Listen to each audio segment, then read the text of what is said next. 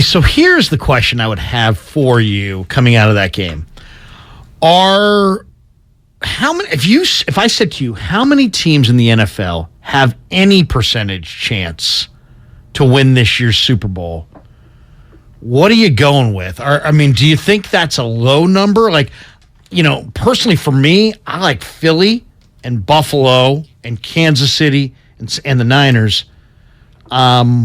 But that's it for me. We'll get your thoughts on that in just a second because Peter King has we've just connected with Peter.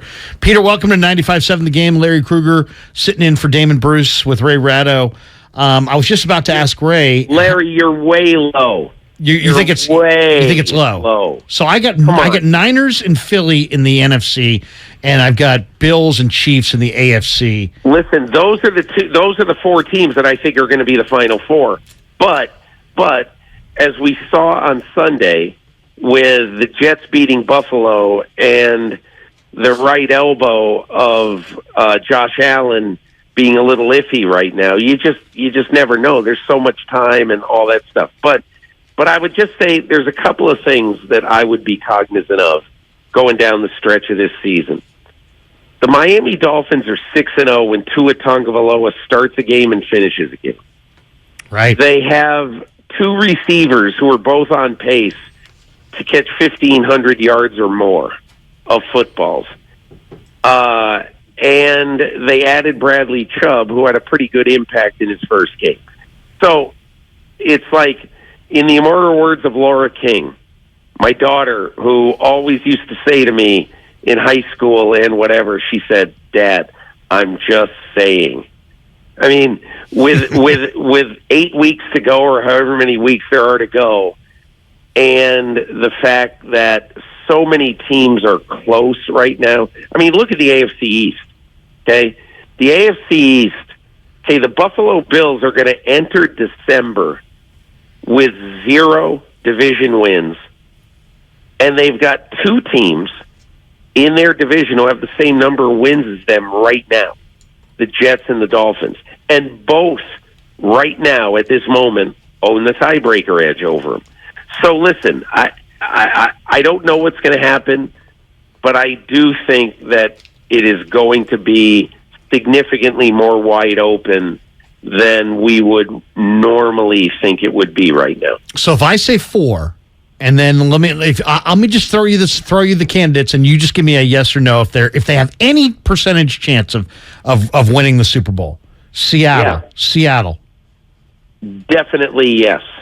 Wow. Chargers. No. Dolphins, I would assume yes. Yes. Yep. Tampa. No. Cincy. No. Minnesota. I gotta say yes, but I don't love them. New York Giants. I don't think so. No. Dallas. Yes. And Baltimore. Yes. Yes. Okay, so you got So I went with 4. You got more like 7 or 8. Baltimore. Listen, look at Baltimore right now. Especially last night was a gigantic game for the Baltimore Ravens and for teams thinking about who's coming out of the AFC, and I'll tell you why. Lamar Jackson's favorite receiver is Mark Andrews. He didn't play. Lamar Jackson's second favorite receiver is Rashad Bateman. Done for the year. He didn't play. Yeah. Bateman's out for the year, yeah. And Mark Andrews, I don't know how long he's out for. He might play next week, but bad shoulder, bad knee. And so you look at what the Baltimore Ravens have done, particularly with the 139th pick in the draft this year, a rookie tight end from Coastal Carolina named Isaiah Likely. He is going to be a big factor in the pennant race down the stretch. But you look at all that, and then you look at how they have helped their defense and how, I mean, it's incredible. Justin Houston is the only player in the NFL this season who has had 3 consecutive double-digit or better, double 3 consecutive games of 2 sacks or more. And, and the Ravens are paying him about $10 this year. So anyway, my only point in all this is that this a lot of this changes week by week, but I do think there are some teams that really are kind of separating themselves right now. I noticed that Larry did not ask you about this team, and I assume it's an oversight, but what do you give Indianapolis' chances? I think they have a heck of a chance to suit up players for the next 9 weeks. Good answer. Yeah. Is there any kind of hidden explanation or logic to what Jim Irsay has done, or is this entirely impulsive, and that if he had been watching TV at the time that he fired Frank Reich and he was looking at Mina Kimes rather than Jeff Saturday, would he have hired her? Here's what Jim Irsay did. So, Jim Irsay is an impetuous fellow. But Jim Irsay also looked at his team, and he saw a team that even with an offensive-minded head coach who has had the time with Sam Ehlinger, he's had a year and a half with Sam Ehlinger to try to get him prepared to be a representative quarterback in the NFL. And he was passable against Washington in his first start. He was horrible in his second start against the Patriots. And so I think Jim Irsay felt, I've given this coach as much as I can give him. And the fact is, I don't love any coach on this staff. I don't love the two coaches on this staff who have been head coaches, Gus Bradley and John Fox. I don't really believe in anybody else on this staff and their ability to lead men. And he saw Jeff Saturday in his time in Indianapolis. And, you know, you could probably find this online somewhere, but there's an NFL Films footage of Jeff Saturday going head-to-head, toe-to-toe, argument to argument with Peyton Manning on the sidelines during a Colts game. And Irsay loves that stuff. He loves the fact that he's got a guy who is not afraid to ruffle feathers when he has to. And that's what he thinks he has in Jeff Saturday. So, look, you know, I think we all know, or we all feel anyway, that this is going to be a disaster. But would it be any different of a disaster when you're playing Dallas, when you're playing Minnesota, when you're playing, there's two other teams on their schedule who, you know, are right at the top right now, and I forget who they are. But would it be any different if he gave the team to Gus Bradley and said, like Talia Shire and Rocky, win? I mean, I think Jimmy Irsay just said, let's use the second half of this season so I can see whether there's a chance down the stretch of this season that we might be able to find our coach for 2023. And again, I think we would all say that it's ridiculous, and it could very well be, but it's a long shot that Jimmy Irsay was willing to take. Welcome to your 5 o'clock hour. You're listening to 95.7 The Game, KGMZ FM and HD1 San Francisco. Always live on Twitch, YouTube, and the free Odyssey app. Damn well better be free. Peter King joins us as we talk a little bit about the NFL. 49ers coming out of the bye week. They get the Chargers on Sunday Night Football next week. Chargers struggling to stop the run. 49ers obviously just had an incredible performance before the bye from Christian McCaffrey. What is, in your mind, Peter, the 49ers' number one issue as a team going forward into the second half here? Health. Their number 2 issue is health. Their number 3 issue is health. Because you've seen it, we've all seen it, that when the 49ers fail, other than overthrowing Emmanuel Sanders in the Super Bowl at a key moment, when the 49ers fail, so often in the first 6 seasons of Kyle Shanahan and John Lynch, it has been because they can't keep their team on the field. So there's no real way to sugarcoat this other than to say that if this team stays healthy down the stretch, there's no reason why they can't be in the Final Four again. And I think they will be in the Final Four again. Is there any common theme to their injury problems? I want to say the last 3 years, because I always throw out the first 2 years as like stable cleaning exercises. Is there a kind of injury that they have a preponderance of, or is it just bad luck piled upon bad luck? Ray, I have not studied it, so I can't answer it. I guess the only thing I would say is that I'm sure one of the things the 49ers would say is this team has had some Meadowlands luck.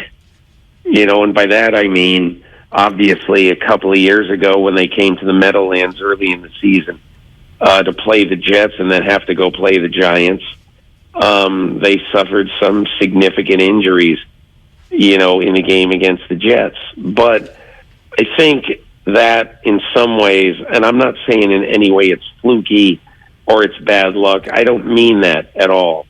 I guess what I mean is that I don't think that enough has happened that you can look at something and say, okay, that's the reason. I think that they have had some kind of rotten luck and some bad luck on artificial turf. But I can't say, because I have not studied it closely, what exactly is the reason why they've had their injuries or what they should do. And believe me, there have been, I'm sure, plenty of man hours used inside the 49ers to determine whether there is anything actually egregious in that. Do you think the Niners use McCaffrey more as a wide receiver with Mitchell making his way back? And who lands OBJ? Dallas is making a big play. Jay Glazer says the Niners are in the mix. It sounds like it may come to a head in the next week to 10 days. This is going to sound crazy, but the player who is the most influential in this story is Von Miller, because Von Miller has become Odell's very, very good friend. They wanted to stay together with the Rams badly. But I think for Odell, it's going to come down to sometime in the next week. It's going to come down to the team that he thinks gives him the best chance to win and to play a significant role. So, if you were to ask me just my gut feeling right now, if I'm Odell Beckham, what I want to do, first of all, I want to see what do the tests on Josh Allen's elbow say. Because if he's going to sign in the next week, he's probably not going to want to go to the team that has Case Keenum playing quarterback. Okay? But I think he would be very interested in going to the team that has Dak Prescott, or that he could be a teammate with Deebo Samuel, Christian McCaffrey, knowing that and Brandon Ayuk, knowing that there definitely would be enough footballs to go around. So my gut feeling is Buffalo, Dallas, or San Francisco, and I don't know what order I would put them in. Given the fact that, most teams are now capped out or close to it that matter, would he be comfortable just, being a rental on a minimal contract on the assumption that he'll get his money later? He wants to be a rental because, he wants to be able to hit free agency next March as a healthy player. The thing that's important to him, and look, I'm sure it's important to him to have a chance to win the Super Bowl, of course. But what else is really important to him is to be able to show that he still can be a standout receiver, and next year at age 30, come back into the NFL for one more significant contract. And look, the one thing that I think is different next year than it is this year is that there are a lot of teams that are going to have money next year. Okay?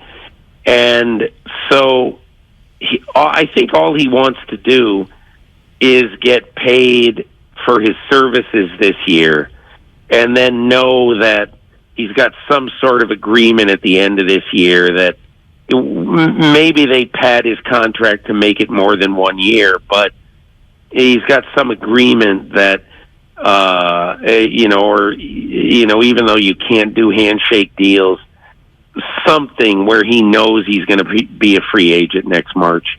And I think that's really, really fair for him because, look, nobody wants to sign Odell Beckham Jr. to a giant deal right now. Who would want to do that? You don't even know what he is. And he's had two ACLs in the last 2 years. So, I think it would be really financially irresponsible to sign him to a giant contract right now. Peter, I think I would give my Coach of the Year vote to Brian Daboll, but I'm hearing a lot of people, obviously Sirianni's getting a lot of attention, but also Pete Carroll. But I personally think John Schneider has done an incredible job. That's the GM of the Seahawks this offseason. Kenneth Walker, both those tackles, both those corners, not to mention the veterans, fans. When you consider you've got two quality caliber starting tackles in your draft, okay? You've got maybe the offensive rookie of the year, in Kenneth Walker, and you've got Tariq Woolen and Kobe Bryant, who are two of their... I always count three corners to be starters because in the NFL this year, 72% of the snaps are played with at least three receivers on the field. So, honestly, your slot corner is a starting football player, however you want to term it. So he has five, and we're not even counting the other guys like Boye Mafe, who have contributed.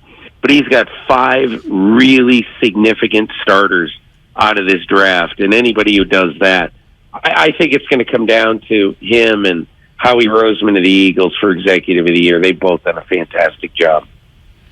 How long do you think it will take, if it ever gets done, for the Washington Commanders to be sold? And the reason why I ask is because in the last few days, it seems to have been like a celebrity magnet.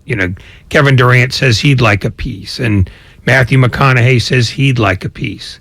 And I always am amused by those because ultimately, a guy who's going to buy that team isn't going to need partners or movie stars to be part of the ensemble. So I guess what I'm asking is, if it's not Jeff Bezos, who is it, how much it'll be, and whether they'll factor in the price of the new stadium? Well, that's a lot of issues right there, Ray. But yeah, I know, but you can fill the... I would say we don't know yet whether Daniel Snyder wants to sell a piece of the team with an option to buy at some point in the future, whether he wants to sell the entire team. I mean, I don't know how you include the price of a stadium because nobody even knows, first of all, where the stadium is going to be built. And we just don't know enough about the stadium as it is right now because, look, let's be honest. Nobody in Maryland, Virginia, or the District of Columbia, particularly in D.C., nobody wants to do business with Daniel Snyder. And because nobody wants to do business with Daniel Snyder, if you're going to get into bed with Daniel Snyder and do a business deal with him, and you want to do that, you have to have some ability to know that, like Steve Bisciotti, when he bought into the Baltimore Ravens, that there is a line of succession in mind, that as soon as you buy the team, that in X number of years, I'm going to have an option to buy everything. And so I think that becomes a far more important thing than determining whether or not the stadium is going to be involved in this. And honestly, because everybody in that area hates Daniel Snyder, it's going to be better to be rid of Snyder when you start trying to negotiate for a new stadium. Peter, we'll always love bending your ear and picking your brain. Thanks for stopping by, and we'll do it again. Sounds good, guys. Thanks a lot. Peter King, fantastic football conversation. Anytime you hear him, the guy is just dialed in on almost every single team in the league and every single subplot.